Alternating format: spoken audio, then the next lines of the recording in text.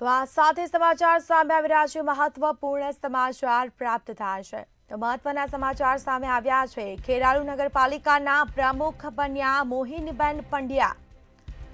પાલિકાના standing chairman તરીકે રાજુ સથવારાની વરણી કરવામાં આવી છે। મંતવ્ય ન્યૂઝ સાથે મોહિનીબેન પંડ્યાએ ખાસ વાતચીત કરી હતી। ખેરાલુ નગરના પડતર પ્રશ્નોને વેગ આપીશ તેવું નિવેદન સામે આવ્યું છે। વિકાસના કાર્યો ઝડપથી થાય તે માટે તમામ પ્રયત્નો કરીશું તેવું જણાવ્યું છે। ખેરાલુ નગરપાલિકાના પ્રમુખ બન્યા છે મોહિનીબેન પંડ્યા।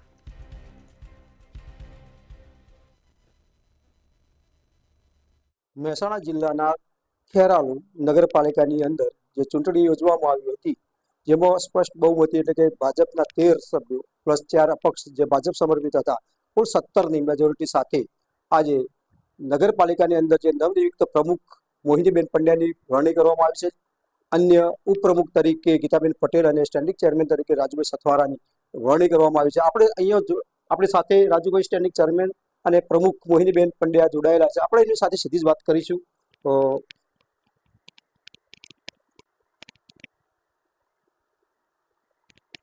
મોહિનીબેન, આપણી ખેરાલુ નગરપાલિકામાં નવનિયુક્ત પ્રમુખ તરીકે વરણી કરવામાં આવી છે, તો શહેરની જનતા માટેની પ્રાયોરિટી તમારી શું રહેશે? કયા કયા વિકાસને? સૌ પ્રથમ તો ભારતીય જનતા પાર્ટીનો ખૂબ ખૂબ આભાર માનું છું કે જેમણે વિશ્વાસ મૂકીને મને આ પદની સોંપણી કરી, અને હું એમને પણ વિશ્વાસ અપાવવાની પૂરેપૂરી કોશિશ કરીશ કે હું નગરના તમામ પ્રશ્નોને, તમામ રોડ, રસ્તા, ગટર, તમામ સમસ્યાઓને દૂર કરવાની કોશિશ કરીશ અને એમનો નિદાન, એમને કોઈ પણ પ્રકારની તકલીફ ન થાય એવી હું અંદરથી પ્રયત્નશીલ રહીશ હંમેશા। ખેરાલુની અંદર બહુ લાંબા સમયથી રૂપેણ નદીને અંદર જાળી જોખવા છે, હજુ સુધી એની ક્લિયરિટી નથી થઈ, તો નવા પ્રમુખ તરીકે તમે કેવી કાર્યવાહી?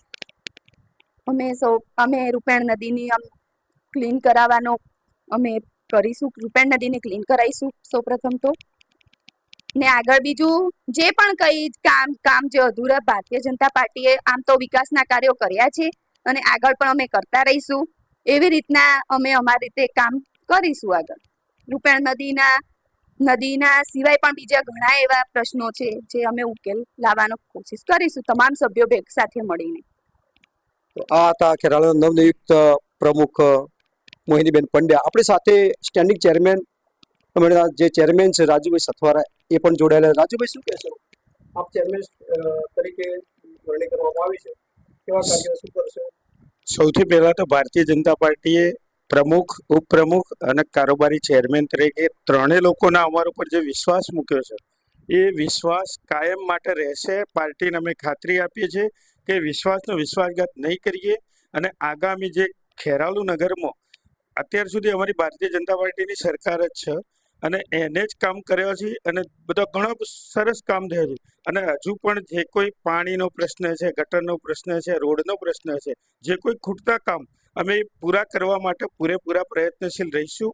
અને તમે નદીનો પ્રશ્ન એક કીધો બેન જોડે, તો એના માટે રિવરફ્રન્ટ, મોટા ભાગે રિવરફ્રન્ટનું આખું કામ મુકાઈ ગયેલું છે, અને 99% હું જાણું છું ત્યાં સુધી એ કામ મંજૂરી મળવાની પૂરા પ્રયત્નો છે જ। એટલે મંજૂરી મળે એટલે એ પણ એક મોટું રિવરફ્રન્ટનું કામ પૂર્ણ થશે એવું હું ખાતરી આપું છું પાર્ટી તરફથી। તો આ હતા આપણા નવનિયુક્ત પ્રમુખ મોહિનીબેન પંડ્યા અને સાથે જ નગરપાલિકાના સ્ટેન્ડિંગ ચેરમેન જે રાજુભાઈ સથવારા।